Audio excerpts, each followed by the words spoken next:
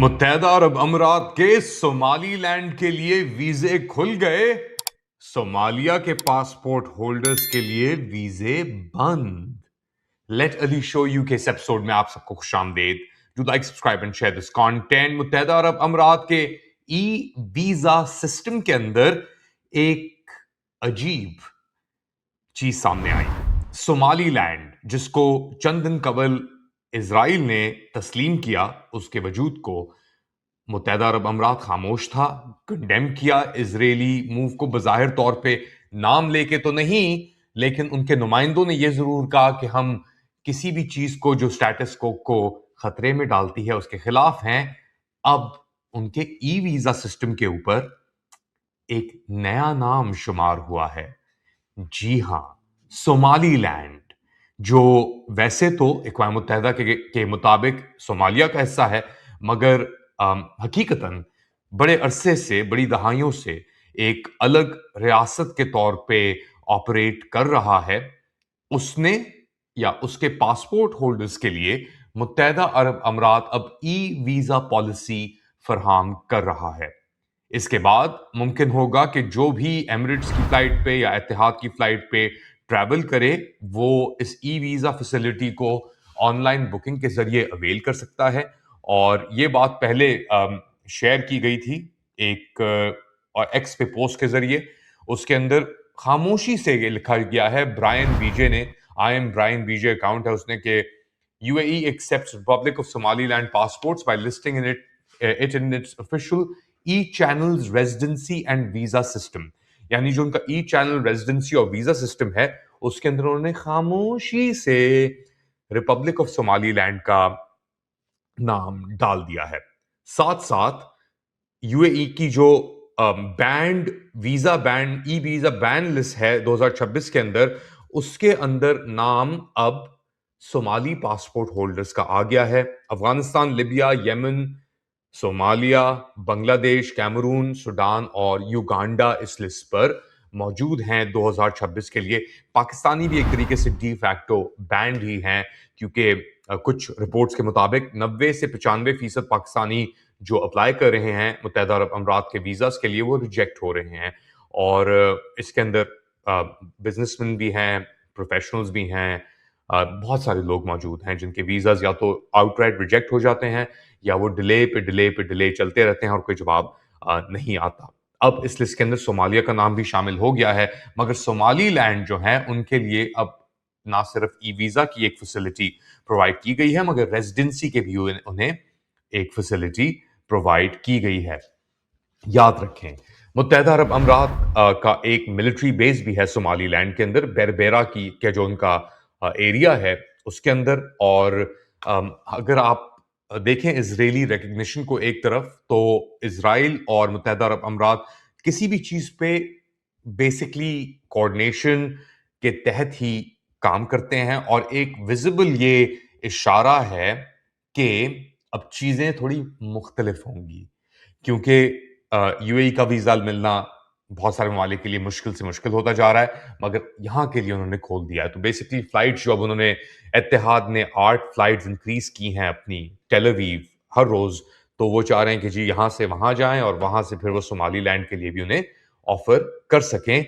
और इसीलिए शायद ये ई वीजा जो हैं, या सोमालीलैंड से जो लोग आना चाह रहे हैं यूएई, उनके लिए भी एक आसानी बनाई जाए। अब फ्लाइट ऑपरेशन, वो रूट्स भी इसके अंदर आएंगे। एक और बड़ी अहम चीज है यहाँ पे, एक साइड नोट थोड़ा सा है जो लूंगा मैं यहाँ पे आपके लिए, क्योंकि एक डेवलपमेंट यमन के ऊपर भी आ रही हैं बहुत सारी डेवलपमेंट्स डेफिनेटली, मगर इसके साथ साथ इथियोपिया का किरदार और आबे अली जो हैं उनके, इथियोपिया के एक तरीके से आप कह लें डिक्टेटर हैं, आमिर हैं, वो उनके और मिस्र के दरमियान बड़े अरसे से जो ये ग्रैंड नाइल डैम बनाया जा रहा है, इथियोपिया जो बना रहा था, उसको लेकर इख्तलाफात चल रहे थे।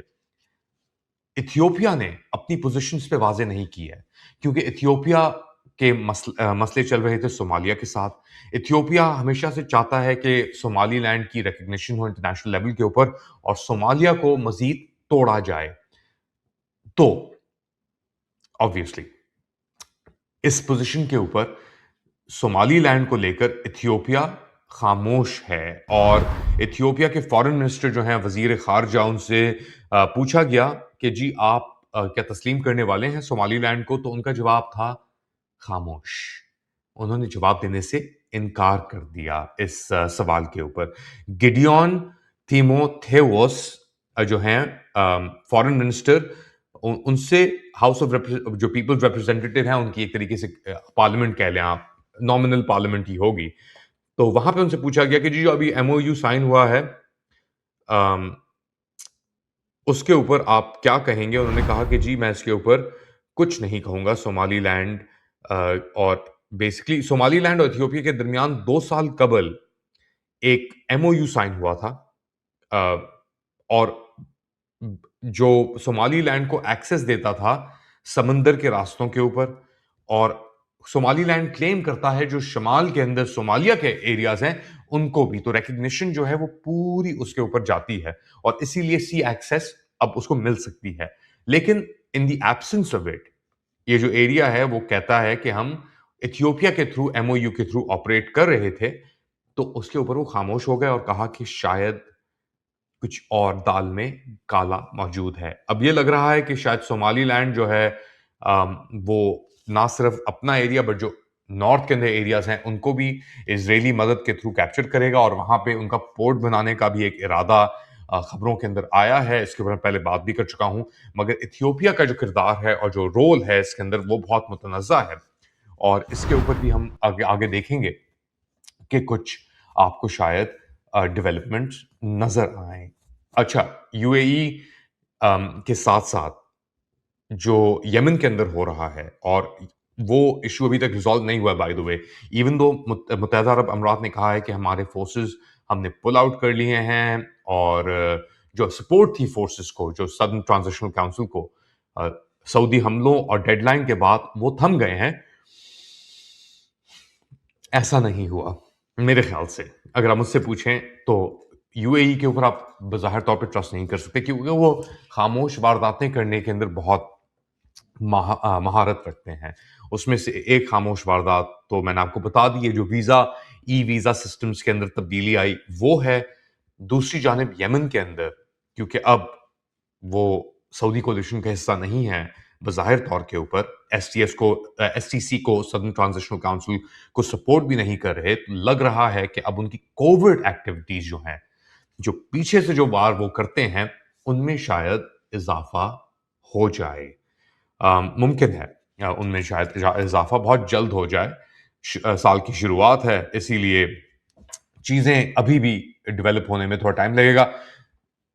अदन से फ्लाइट्स बंद हो चुकी हैं। सऊदी अरब का कंट्रोल और मुत्तहदा अरब अमीरात के साथ जो हूतीस के खिलाफ लड़ रहे थे, उनका कंट्रोल था अदन के ऊपर। मगर और रॉयटर्स की रिपोर्ट आई है कि जी राइजिंग टेंशंस के टेंशन में भी कमी नहीं आई। तो जो भी आपसे कह रहा है कि जी टेंशन मुक गए हैं, सब चीजें सही हो गई हैं, ये सरासर गलत बात है। रियाद की पोजीशन और वाज़ेह होगी कुछ अगले दिनों के अंदर, और भी बहुत सारे इसके अंदर मूविंग एलिमेंट्स हैं। अमेरिका की तरफ से और क्लैरिटी आने की ज़रूरत है। इज़राइल के अंदर इस चीज़ को लेकर अभी भी एक बहुत डिफ़िकल्ट सिचुएशन चल रही है। एक और बात बड़ी इंपॉर्टेंट, इज़राइल में एक तवक्को है कि उनसे उनकी जो जंग है ईरान के साथ, वो शायद दोबारा हीट अप हो जाए, दोबारा शुरू हो जाए। मीडिएशन हुई थी, चीज़ें रुक गई थी, मगर इज़राइल कह रहा है कि जी ईरान जो स्टॉक पाइल्स उसने वेपन्स की और मिसाइल्स की बराज जो फायर की थी उनके ऊपर, वो उनको रिप्लेनिश कर रहा है। ये नेतन्याहू का अपना स्टेटमेंट आया हुआ है। तो एक तवक्को है इस वक्त इज़राइल के अंदर कि ये दोबारा कॉन्फ्लिक्ट हीटअप हो जाए ईरान और इज़राइल के दरमियान। और अगर ये दोबारा हीटअप हो गया तो यमन इसके अंदर एक बड़ा अहम किरदार अदा करेगा, और स्पेसिफिकली जो हूती मिलिशिया है वो इसके अंदर बड़ा एक अहम किरदार अदा कर सकता है। तो उसको काउंटर करने के लिए सोमालीलैंड के अंदर जो डेवलपमेंट्स हैं वो भी इंपॉर्टेंट है। यमन के अंदर मुत्तहदा अरब अमीरात को लेकर जो डेवलपमेंट्स हैं और सऊदी अरब को लेकर, वो भी इंपॉर्टेंट है। क्योंकि अगर ईरान और इज़राइल के दरमियान कॉन्फ्लिक्ट इन्फ्लेट होता है, तो यमन के अंदर हूतीज अपना कॉन्फ्लिक्ट, जो अपनी इंटेंसिटी है अटैक्स की, ड्रोन्स भेज रहे थे, वो बाबल मंदब के अंदर पोजीशंस को अटैक कर रहे थे। अक्रॉस है ऑब्वियसली इथियोपिया, सोमालीलैंड, जबूती जो नॉर्दर्न पट्टी है सोमालिया की, जो सोमालीलैंड क्लेम करता है, वो भी मौजूद है। तो ये एक बहुत ही कॉम्प्लेक्स सिचुएशन है, मगर इसके अंदर जो डिवाइडिंग लाइंस अब सामने इमर्ज हो रही हैं वो बड़ी वाज़ेह हैं, साफ हैं।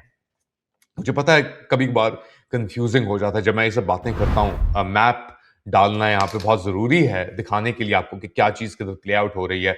अब लोगों को अंदाज़ा नहीं होता बाज़ औक़ात के यार किस तरीके से, किस तेज़ी से ये सब चीज़ें मूव हो रही हैं। इसके अंदर टर्की का भी एक प्ले है, क्योंकि अभी हाल ही के अंदर जो सोमालिया के सदर हैं, उन्होंने अनाउंस किया था कि टर्किश जो डीप सी एक्सकवेशन वेसल्स हैं, उन्होंने उरुच, मेरे ख्याल से उरुच रईस है एक और एक और है, दोनों पे गया हुआ हूं मैं। उन्होंने जिक्र किया था कि सोमालिया की कोस्ट लाइन के बाहर समंदर के अंदर तेल डिस्कवर कर लिया है टर्की ने। तो एक और एडेड एलिमेंट इस पूरी कहानी के अंदर सामने आ जाता है। जाने से पहले एक और चीज, हम बात करते हैं डिवाइडिंग लाइंस की और जो चीज, नई चीज इमर्ज जो हो रही है सामने। तो एक तो सीपैक प्रोजेक्ट के ऊपर अमेरिका ने और जो एमबीजी की कनाइवेंस हमारे फील्ड मार्शल पाकिस्तान के आसिम मुनीर के साथ मिलकर, सीपैक के ऊपर तो आप समझे कि वो प्रोजेक्ट ना मूव नहीं कर रहा आगे।